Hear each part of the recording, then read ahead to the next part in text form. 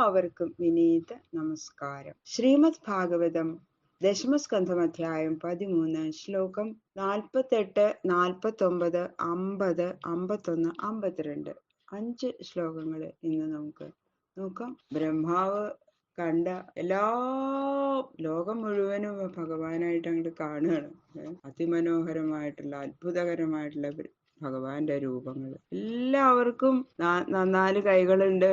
ആ കൈകളിലൊക്കെ ശംഖം, ചക്രം, ഗദ, താമര, ഇങ്ങനെ 4 ആയുധങ്ങളുണ്ട്. കിരീടം, മുത്തുമാല, വനമാല, നിങ്ങൾ ആഭരണങ്ങളൊക്കെ ധരിച്ചിട്ടുണ്ട്. ഇങ്ങനെ അതിമനോഹരമായിട്ട് ശോഭിച്ചിരിക്കണു ഭഗവാൻ.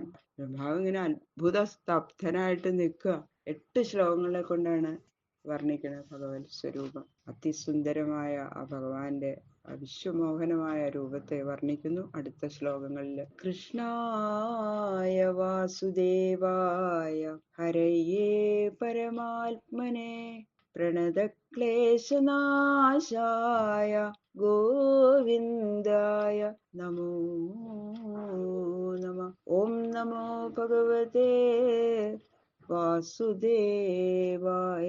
ശ്ലോകം 48. ശ്രീവത്സാംഗദോരത്ന കമ്പു കങ്കണപാണയ നൂപുരൈ കടകൈർപാദ കടിസൂത്രാങ്കുലീയകൈ. അതിമനോഹരമായ ശോഭിച്ചുകൊണ്ടിരിക്കുന്ന ആ ശ്രീവത്സം എന്ന ഭഗവാന്റെ മാറിലെങ്ങനെ ശോഭിക്കണു. ശ്രീവത്സത്തിന്റെ മറുവിൽ നിന്ന് കാന്തി കൊണ്ട് പ്രകാശിക്കുന്ന തോൾവളകൾ, പിന്നെ രത്നങ്ങൾ കൊണ്ടുണ്ടാക്കിയ ആ ശംഖിന്റെ ഉള്ളിതുപോലെ 3 രേഖകളുള്ള കൈവളകൾ എല്ലാവർക്കും ഉണ്ട്.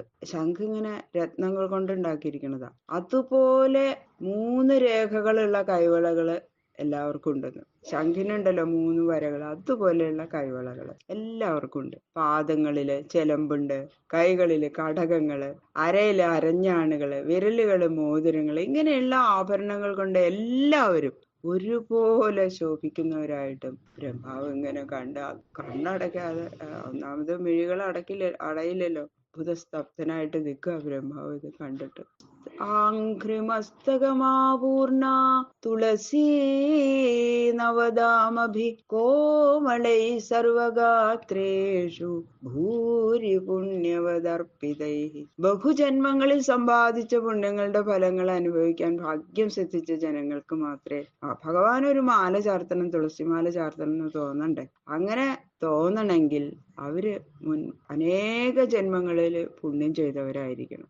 അങ്ങനെയുള്ള പുണ്യവാന്മാര് പുതുതായിട്ട് പറിച്ച ആ തുളസി പൂക്കൾ കൊണ്ട് കെട്ടിയുണ്ടാക്കിയിട്ടുള്ള മാലകൾ ചാർത്തിയതും സകല അവയവങ്ങളിലും അതിസുന്ദരങ്ങളുമായ പുതിയ മാലകൾ കൊണ്ട് അപാത ചൂടം വിളങ്ങിക്കൊണ്ടിരിക്കുന്നവരായിട്ടും അങ്ങനെയാണ് ബ്രഹ്മാവ് കണ്ടു. ഇപ്പം അങ്ങോട്ട് പറിച്ച് തുളസി ഇലകൾ കൊണ്ട് ചാർത്തിയിട്ടുള്ള മാലകൾ സർവ്വ അവയവങ്ങളിലും അങ്ങനെ ചാർത്തി പുതുപുത്തനായിട്ട് ഇങ്ങനെ ഇരിക്കണം. എല്ലാവരും ഒരുപോലെ തുളസിമാല ചാർത്തിയിട്ടുണ്ട്. ചന്ദ്രികാ വിശദസ്മേരൈ സാരുണാഭാംഗവീക്ഷിതൈ സ്വകാർത്ഥാനാമിവരജസത്വാഭ്യാം സൃഷ്ടൃപാലകാഃ.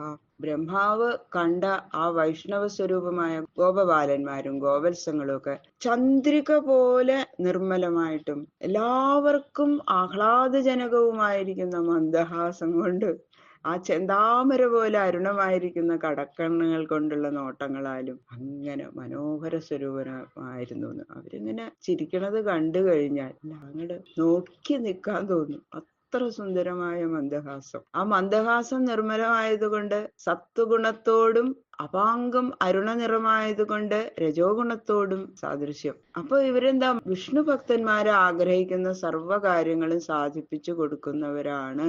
വിഷ്ണു ഭക്തന്മാർക്ക് സർവ്വ ഐശ്വര്യങ്ങളും കൊടുക്കാൻ സാധിക്കും. അങ്ങനെയുള്ളവരാണ് ഇവര് എന്ന് കണ്ടാൽ തന്നെ മനസ്സിലാവുന്നു. അപ്പോ രജോ ഗുണത്തിൽ നിന്ന് ബ്രഹ്മാവും സത്വഗുണത്തിൽ നിന്ന് വിഷ്ണുവും ഉണ്ടായിരിക്കണം. അത് പുരാണങ്ങളിൽ പറഞ്ഞിരിക്കുന്നുണ്ട്. അപ്പോ രജോ ഗുണത്തിന് അരുണവർണ്ണാണ്, ചുമന്ന ആ താമരപ്പൂവിന്റെ നിറം അല്ലേ. സത്വഗുണത്തിന് ശുഭ്രവർണ്ണം, വെളുത്തതാണ്. അങ്ങനെയാണെന്ന് പറഞ്ഞിട്ടുണ്ട്. അത് നിശ്ചയിച്ചിപ്പെട്ടിരിക്കുന്നതാണ്. അപ്പൊ ത്രിമൂർത്തികളും സർവത്ര വ്യാപിച്ചിരിക്കുന്ന സമഷ്ടി ചൈതന്യത്തിൽ നിന്നാണ് ഉത്ഭവിച്ചത് എന്നും ആ സമഷ്ടി ചൈതന്യത്തെയാണ് ഇവിടെ ശ്രീകൃഷ്ണൻ എന്ന് പറയുന്നതും എന്നും നമുക്ക് മനസ്സിലാക്കണം. ഭഗവാന്റെ മായ കൊണ്ടല്ലേ ഇവര് വൈഷ്ണവ രൂപമായിരിക്കുന്നത് എല്ലാവരും. അപ്പോ ശുഭ്രവർണമായ സത്വഗുണവും അരുണവർണമായ രജോ ഗുണവും ഇവരിലൊക്കെ കാണപ്പെടുന്നു. അതിൽ നിന്ന് എന്താ മനസ്സിലാക്കേണ്ടത്? ബ്രഹ്മാവും വിഷ്ണുവും ഇവരിൽ നിന്നാണ് ഉത്ഭവിക്കുന്നത് എന്ന് ബ്രഹ്മാവിനെ ധരിപ്പിക്കാൻ വേണ്ടിയിട്ടാണ് ഭഗവാൻ ഇത് കാണിച്ചു കൊടുത്തിരിക്കുന്നത്. ആത്മാദിസ്തംഭപര്യന്തേ മൂർത്തിമൽഭിശ്ചരാചരൈഃ നൃത്യഗീതാദ്യനേകാർഹൈ പൃഥക് പൃഥക് ഉപാസിതാഃ. അങ്ങനെ ബ്രഹ്മാവ് കണ്ട ഈ വൈഷ്ണവ സ്വരൂപങ്ങളിൽ ഓരോരുത്തരുടെയും 4 ഭാഗത്തും ബ്രഹ്മാവ് മുതൽ പുൽക്കൊടി വരെയുള്ള സർവ്വചരാചരങ്ങളും ഓരോരോ ശരീരം ധരിച്ച് അവരവരുടെ യോഗ്യതയ്ക്ക് അനുസരിച്ച് പൂജാദ്രവ്യങ്ങൾ കൊണ്ട് പൂജാ നമസ്കാരികൾ ചെയ്തുകൊണ്ട് നിൽക്കുന്നു. ചിലര് നർത്തനം ചെയ്യണു, ചിലര് പാടണു, ചിലര് മഹാദേവനെ ഉപാസിക്കുന്നതായിട്ടും കണ്ടു. ബ്രഹ്മാവ് കാണാണ്. ബ്രഹ്മാവുണ്ട് അവന്റെ കൂട്ടത്തില്. ബ്രഹ്മാവുണ്ട്, മറ്റുള്ള ദേവന്മാര് എല്ലാവരും ഭഗവാനെ ഇങ്ങനെ പൂജിക്കാനായിട്ട് പൂജാദ്രവ്യങ്ങളായിട്ട് നിൽക്കുന്നു. ചുറ്റും ഇങ്ങനെ നിൽക്കുക. ഇതൊക്കെ ബ്രഹ്മാവ് ഇങ്ങനെ കണ്ടുകൊണ്ട് നിൽക്കുന്നു. ഒരു ബ്രഹ്മാണ്ടത്തെ സൃഷ്ടിക്കുന്ന അധികാരമാണ് ഈ ബ്രഹ്മാവിനുള്ളത് അല്ലെ. ഇങ്ങനെ സൃഷ്ടികർത്താക്കന്മാരായിരിക്കുന്ന അനേകം ബ്രഹ്മാക്കള് ഈ വൈഷ്ണവ മൂർത്തികളുടെ ചുറ്റും നിൽക്കുന്നതും ബ്രഹ്മാവ് കണ്ടു. ഒരു മൂർത്തിയെ ചുറ്റിക്കൊണ്ട് ഒരു ബ്രഹ്മാവും ശിവനും എന്ന് വേണ്ട, ഒരു ബ്രഹ്മാണ്ടത്തിൽ ആരെല്ലാം ഉണ്ടോ അവരൊക്കെയും ഓരോരുത്തരുടെയും ചുറ്റുമുണ്ട്. ഓരോ ചതുർബാഹുവായിട്ട് വിഷ്ണുവിന്റെ ചുറ്റിലും ഇവരെല്ലാം ഉണ്ട്. അപ്പോ ഈ കാണുന്ന എല്ലാവരും പ്രത്യേകം പ്രത്യേകം ഓരോ ബ്രഹ്മാണ്ടത്തിന്റെ സർവാധിപത്യം വഹിച്ചിരിക്കുന്നവരാണ്. താൻ ബ്രഹ്മാവ്, ഈ ബ്രഹ്മാവ് ഞാനായിട്ടുള്ള ഈ ബ്രഹ്മാവ് ഇവരുടെ ഒരു ദാസനാണ്. ഇങ്ങനെ അനേകം ബ്രഹ്മാക്കള് അവരെ ഉപാസിക്കുന്നത് എന്ന് കണ്ടു ബ്രഹ്മാവ്. അപ്പോഴാണ് ബ്രഹ്മാവിന് ഇതൊക്കെ മനസ്സിലായത്. ബ്രഹ്മാവിന്റെ അഹങ്കാരം മുഴുവൻ അപ്പൊ നശിച്ചു. ഇതൊക്കെ ഇങ്ങനെ കണ്ടുകൊണ്ട് അത് അത്ഭുതപ്പെട്ട് എന്താ പറയണ്ടേന്ന് അറിഞ്ഞൂടാതെ ഇങ്ങനെ നിൽക്കുക ബ്രഹ്മാവ്.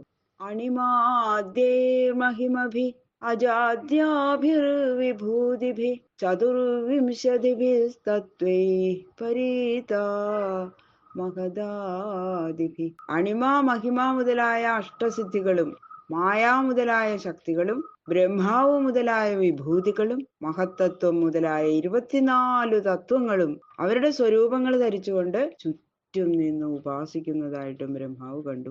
അണിമാദികളായിട്ടുള്ള 8 സിദ്ധികൾക്ക് ഓരോ ദിവ്യരൂപങ്ങളുണ്ട്. അപ്പൊ മുകളിൽ പറഞ്ഞ എല്ലാറ്റിനും ദിവ്യരൂപങ്ങളുണ്ട്.